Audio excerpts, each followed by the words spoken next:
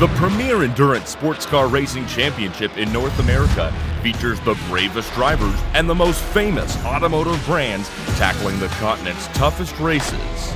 Round 1 of the 2020 IMSA WeatherTech Sports Car Championship takes place at the World Center of Racing, the Daytona International Speedway. The Rolex 24 at Daytona means it's time for a new season of IMSA racing. Drivers and teams in the IMSA Michelin Pilot Challenge are ready to start as well. So fasten your seatbelts because it's time to go sports car racing.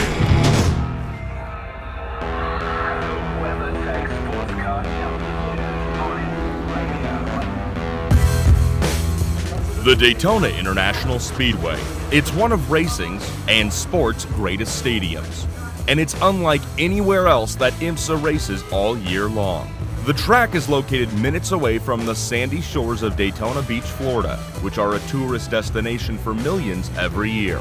The Daytona International Speedway has stood on the same location physically, as well as in the same spot in race fans' hearts since 1959. The track was built as a testament to what man and machine could do when given the ultimate opportunity.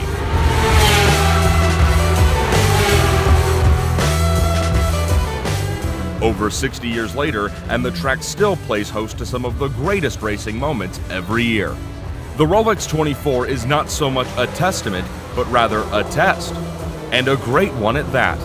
The greatest sports car racing teams and drivers in the world arrive to the Mammoth Speedway every January, ready to take on a mammoth test. It's twice around the clock, racing wide open through rain or shine, dark and bright from Saturday afternoon until Sunday afternoon. And whether it's new cars, new teams, or new fans, the Daytona International Speedway plays the perfect host to them all. As the cars race on track, the hearts race in the grandstands.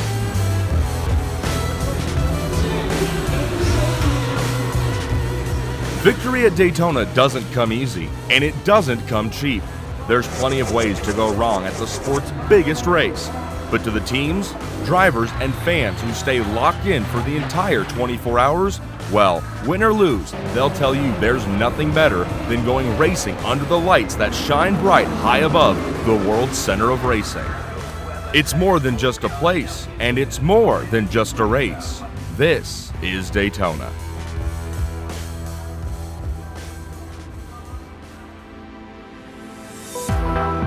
Inside the plaza, known as One Daytona, located across the street from the Speedway, is Gallery 500, an art gallery dedicated to celebrating the works of art that celebrate motorsport. A vibrant history of motorsports at Daytona International Speedway is the perfect stop for both fans of racing and artwork. Jordan Taylor is one of the most recognizable faces in the IMSA world. After 7 years racing for his father, Wayne Taylor, Jordan has made the switch for 2020 to the Corvette racing team in the GT Le Mans category, who arrive in Daytona with their brand new Chevrolet Corvette C8R.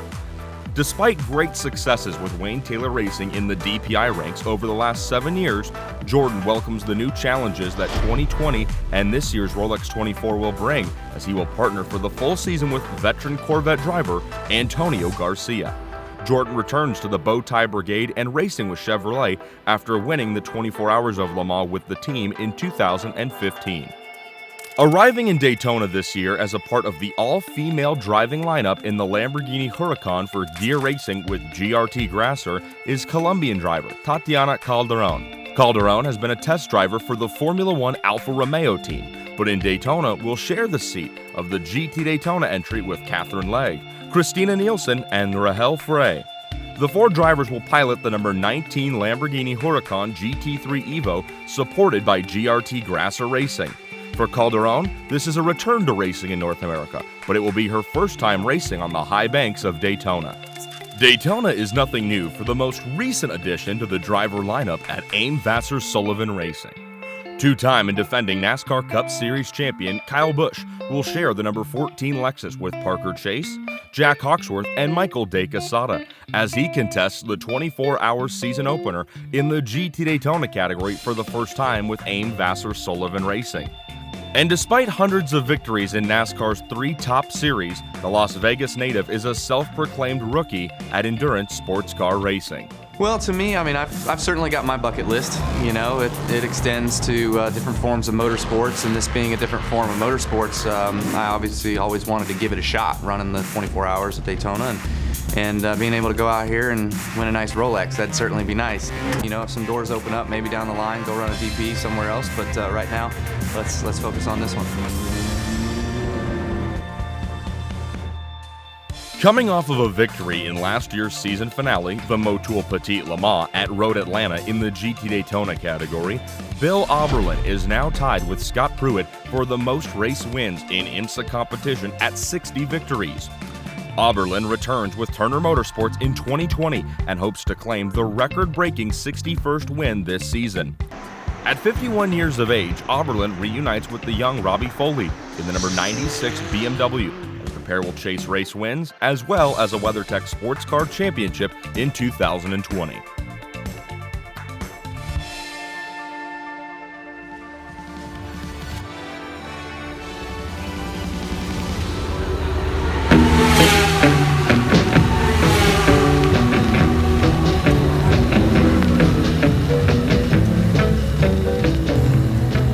Winning any race is hard. Winning the longest race of the year is even harder. But winning that race 2 years in a row is almost impossible. Last year, in the 2019 running of the Rolex 24 at Daytona, 4 different teams drove to Gatorade Victory Lane in the infield of this famous racetrack. In DPI, the range-shortened race went to the number 10 Konica Minolta Wayne Taylor Racing Cadillac, driven by Fernando Alonso, Jordan Taylor, Kamui Kobayashi, and Renger van der Zande. In LMP2, we saw the team of Sebastian Saavedra, Pastor Maldonado, Roberto Gonzalez, and Ryan Cullen score the class victory. BMW team Rahal Letterman Lanigan conquered the GT Le Mans class thanks to the efforts of drivers Augusto Farfus, Philip Ang, and Colton Herta, while in GT Daytona, the Rolex watches went to the GRT Grasser Racing team of Mirko Bortolotti, Rick Brukers, Christian Engelhardt, and Frank Pereira. 2019 Rolex 24 overall champion co-drivers Kamui Kobayashi and Renger van der Zande explained to us just how hard it is to win at the world's center of racing. It was a very tough race, obviously. As a teammate, we got 4 drivers, and actually I never driven on the wet with DPI car, so at that time, you know, in the beginning when we were on the dry part, I think we did quite smooth well, and we are rigging race a lot most of the time. When Fernando was in the car, actually started raining. Jordan had to come back after Fernando, and Jordan came back, and I think the amount of rain was like huge. I think better to take the experienced driver because we never know when it's gonna stop the race. I think that strategy was really good, so we tried to become the big supporter for 2 drivers. We were sitting like this, basically. Like this and F it up. It's quite funny, but I mean, this is a very important, you know, whatever you say, I mean, important in the race.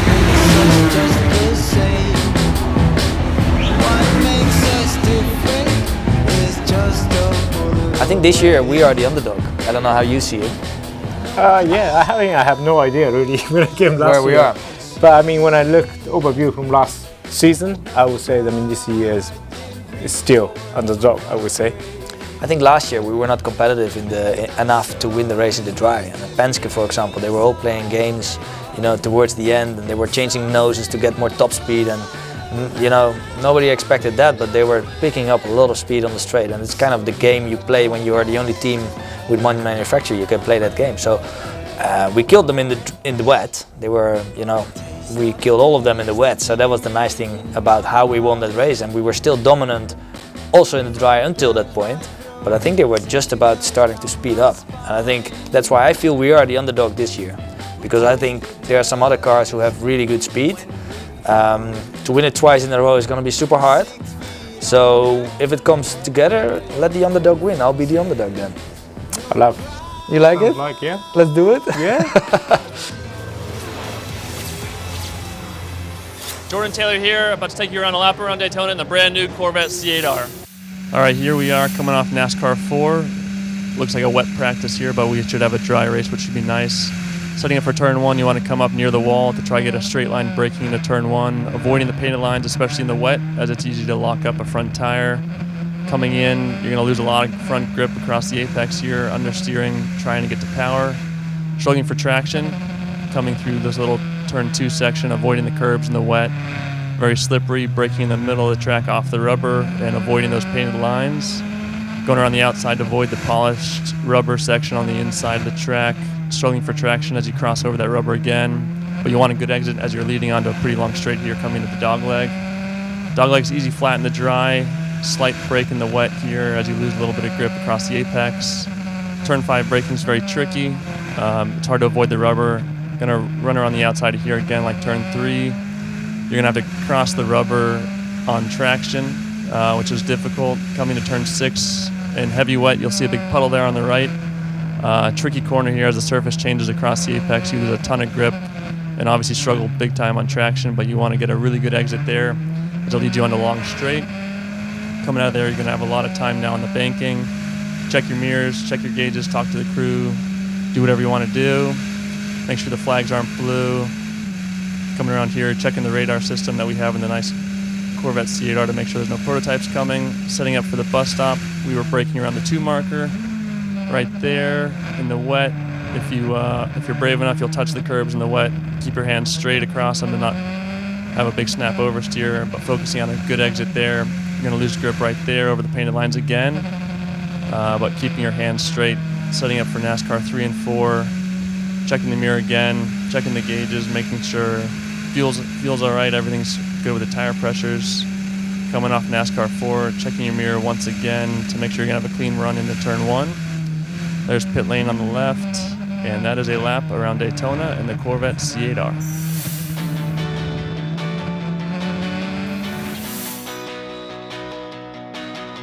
Now let's check in with Tatiana Calderon, who will share the number 19 Lamborghini Huracan with the all-female driver lineup for gear racing with GRT Grasser.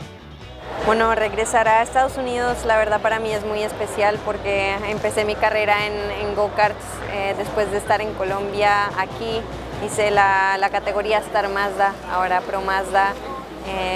Es lo más cercano que tenemos de Latinoamérica, entonces para mí es muy especial volver a reencontrarme con Estados Unidos y ser representante de las mujeres, como tú bien dices. Yo creo que es muy importante mostrarle a la generación que viene por detrás que es una opción para ellas, que podemos competir mano a mano.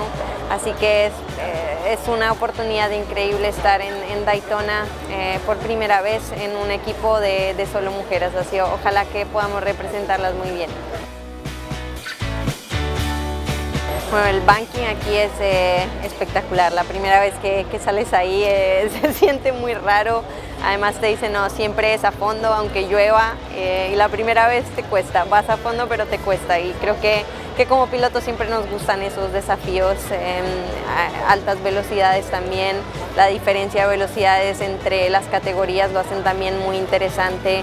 Tienes a un spotter que te está viendo desde arriba, diciéndote o dirigiéndote. Son muchas cosas nuevas, pero es realmente un sitio especial, es enorme y creo que la atmósfera es única, así que ya con muchas ganas de que llegue esa peregrilla y que empiece la carrera.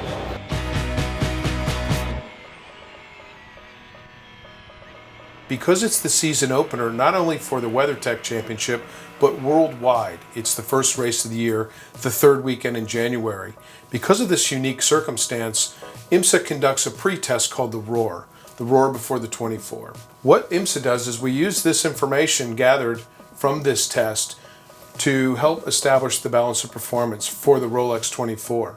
The most unique circumstance here is 3/4 of the lap distance is covered in 1/4 of the lap time. So 3/4 of the lap time is covered in 1/4 of the distance, placing a premium on high speed and aero setups. So IMSA uses this pre-test at the Roar to help establish the BOP. This shaded portion is our performance window, 0.3%. This is qualifying from the Roar. We do a qualifying session to extract peak performance from all the cars. Because the way that the Acura achieved its lap time, it was excelling in top speed. So we took 5 kilowatts of power out of this blue car, and we left the Mazda alone because we looked at the data and felt like they tried exceptionally hard. So we're looking for all 3 of these cars to be right around this dotted line here. So hopefully, after these adjustments in all 3 of the classes, we'll see really close racing based on the data and the performance we saw at the Roar moving into the Rolex 24. And after a long, cold winter, it is finally time to kick off the 2020 IMSA WeatherTech Sports Car Racing season. The green flag flies and 24 hours of racing begins here at the World Center of Racing. There you see the Motul pole-winning and track record-setting Mazda Team Yost number 77 grab the lead as they head down into turn number 1. We are off and racing here at Daytona International Speedway. Right behind the Mazda, there you see last year's championship-winning DPI, the number 6 Acura from Team Penske, trying to hold off the Cadillac for second place as the field makes their way out of the International Horseshoe. That's one of the JDC Miller DPIs, dropping a tire on corner exit, but it looks like everybody has gotten away cleanly. We are racing. A little bit later on in the race here, contact. Our first big incident of the race when the number 55 Mazda Team Yost makes contact with the number 7 Acura Team Penske DPI. That is Simon Pagenaud behind the wheel of the Acura, who takes a hard impact in the wall. Both drivers would be able to continue after repairs. Action on pit lane now here as you see the number 24 BMW Team Rahal Letterman Lanigan entry getting serviced on pit lane, waiting on fuel, and that car is down and away. The number 24 heads back out on track. Meanwhile, checking back in with our overall leaders and DPI racers, Olivier Pla in the number 77 Mazda Team Yost entry leading the way. Here we see Kyle Busch, the 2-time NASCAR Cup champion, climbing behind the wheel of the number 14 Lexus for AIM Vassar Sullivan Racing. Busch, no stranger to Daytona, but it'll be his first time competing in this 24-hour classic as he heads out on track from pit lane. Now, with only just a few hours left to go in the race, fierce battling between GT Daytona, GT Le Mans cars, and here comes the number 55 Mazda Team Yost entry. That's Jonathan Bomarito as he works his way around the outside of both GT Daytona and GT Le Mans traffic. He'll work his way around the Ferrari from Risi Competizione as they head down into turn number 1. The Black Swan Racing Porsche competing in GT Daytona right there as well. A little bit later on, trouble here. A full course caution would come out after a fire erupts inside the number 19 Lamborghini Huracan. That's the all-female driver lineup from Gear Racing with support from GRT Grasser, Christina Nielsen, Tati Rahel, and Catherine, all unfortunately unable to finish this race. But after 24 hours of racing, it all comes down to this, the final lap, as Kamui Kobayashi in that number 10 Wayne Taylor Racing Konica Minolta Cadillac brings the car down the short chute into the tri-oval to see the checkered flag waving. Wayne Taylor Racing does it again at Daytona International Speedway. Back-to-back victories for the Cadillac team as you see Wayne celebrate. And in GT Le Mans, it's going to be the number 24 from BMW Team Rahal Letterman Lanigan. They're your winners. Ben Hanley brings the number 81 home in first place in LMP2. And it's the number 48 from Paul Miller Racing getting the job done in GT Daytona. IMSA WeatherTech Sports Car Championship standings. DPI class. LMP2 class.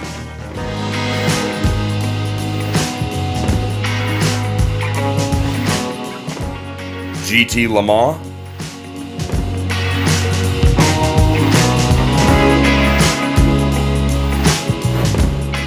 GT Daytona.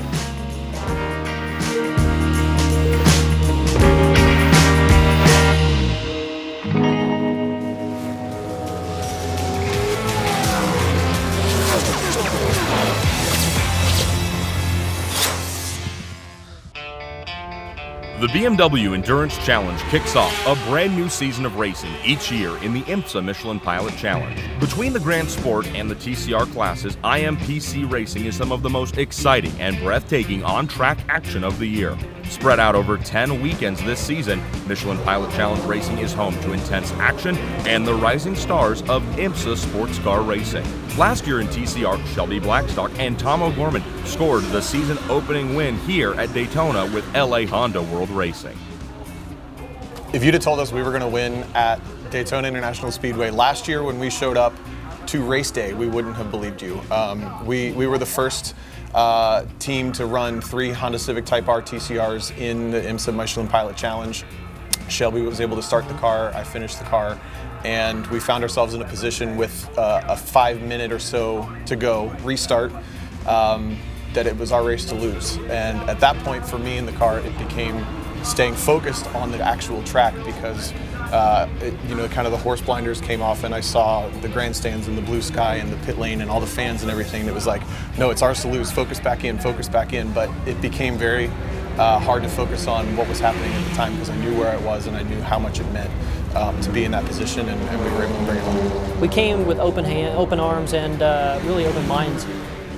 We didn't have the car to overall pace. Once we got to the middle of the race, we handed over to Tom, and everything was kind of flowing nicely. I went up, had lunch, because it's a 4-hour race. That's the worst part about those races, is you can't just sit there and watch, because it takes forever to get to the end and you're always stressed out. But overall, had some lunch, calmed down, and all of a sudden that's when we both realized, I think at the same time, that we're in the position to actually have a really good day, and finally came through. It was a really, really big day for us and the team and Honda.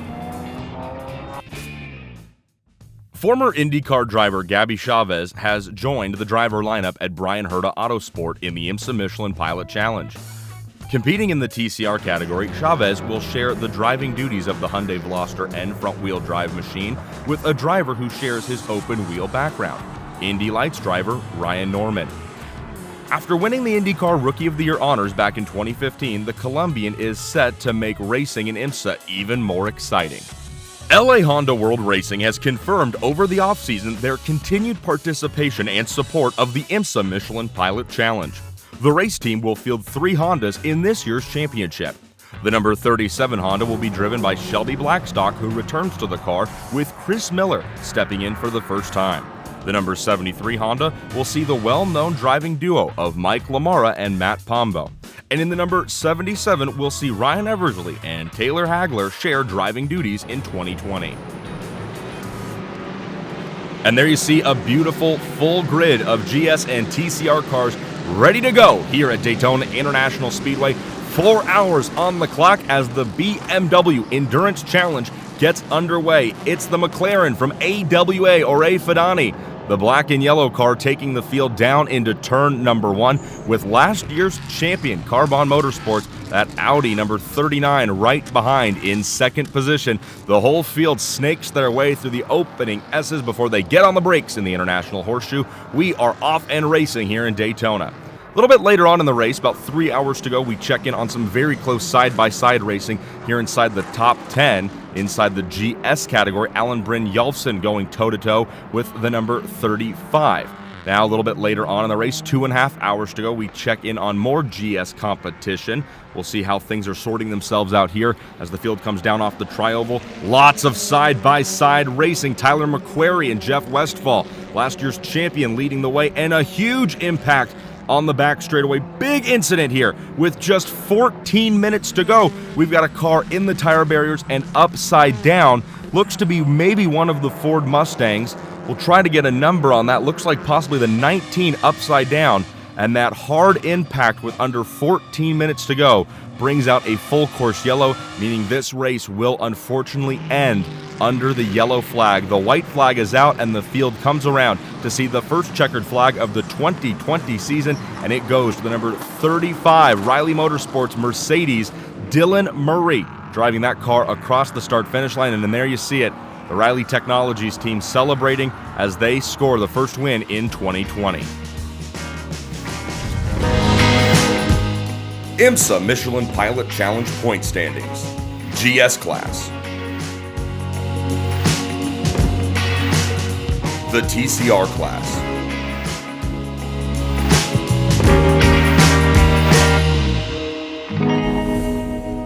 The Rolex 24 at Daytona, and we get the 2020 IMSA WeatherTech Sports Car Championship off to a flying start. Start your engine! Prepare for the start. Green flag, green flag. Let's go and get this 24-hour classic started with the track record holder taking the green first. That's Oliver Jarvis leading the way. This is probably the best start I've ever seen here in all the years I've come here. Outside here, outside. This is a slick move. Watch this. Go wide, everybody else is low, and it's like the world just opens up for the taking. Big trouble at the bus stop. And that's it. We've got an incident. There's an Acura, this is, and it's, I think, the Mazda. Battle for third position. 24 hours. My goodness. It's just ridiculous. So many hours to go. It's just frustrating. Incident responsibility, car 55, rise for a penalty, car 55. Here we go. Look at this for the lead in GTD. Porsche and BMW. This is good stuff. A new C8R. First time that we're seeing a mid-engined Corvette run in this championship. Here comes the 14. Kyle Busch going to hop into the number 14 and a very quick driver change.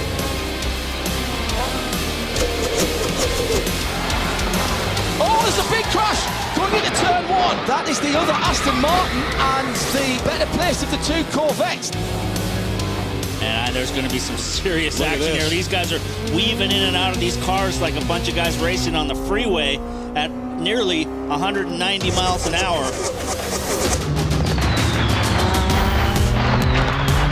I've been watching since the start and I can't tear myself away. Sleepers for the week. These battles are incredible. Some try to catch a wink whenever they can, wherever they are. There are more problems for Corvette as the number 4 car is wheeled back to the garage with some heat exchanger issues. Robichon is 0.3 of a second right now behind Snow. So a great battle right here in GTD. Ben Keating, the busiest man in Daytona, actually running in the LMP2 class and in the GTD class. This part of the day is so special. It's like everybody reaches for another gear. And the sky is spectacular. Just spectacular. Now we're getting close. Hour 19. It wasn't good for the Riley Mercedes AMG. Big drama there for Felipe Fraga, the Brazilian driver, into the brake zone. What it was a big break for the 10 car. Look at the lights, look at the lights. They turn red, and Ryan Briscoe blows through the red. He didn't catch it, and team owner Wayne Taylor was frustrated, to say the least. Ryan Briscoe had to serve a stop and hold for 60 seconds. Get ready, go. He lost the lead and lost the lead lap. This was a scary moment for the all-female entry.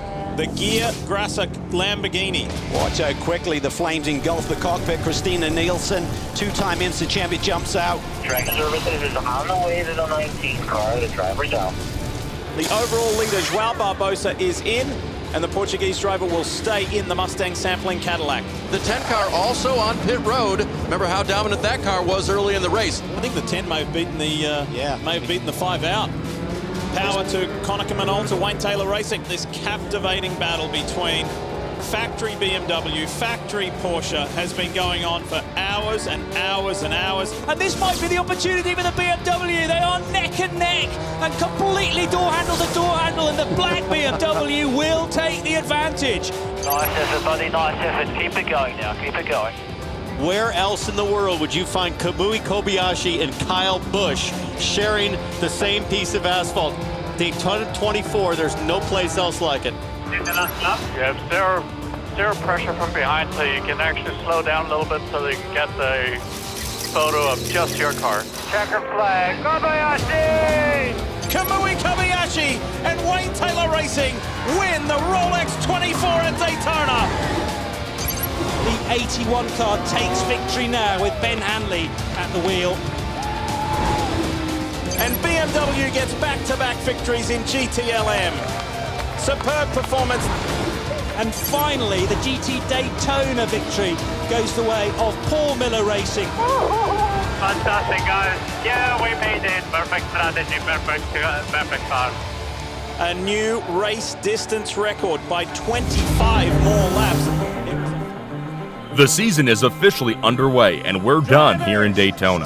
Up next, both WeatherTech and Michelin pilot teams head to the historic and physically demanding Sebring International Raceway for the second round of 2020.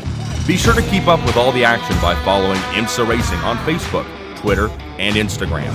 Until next time, we'll see you down the road on IMSA, the Road to Racing.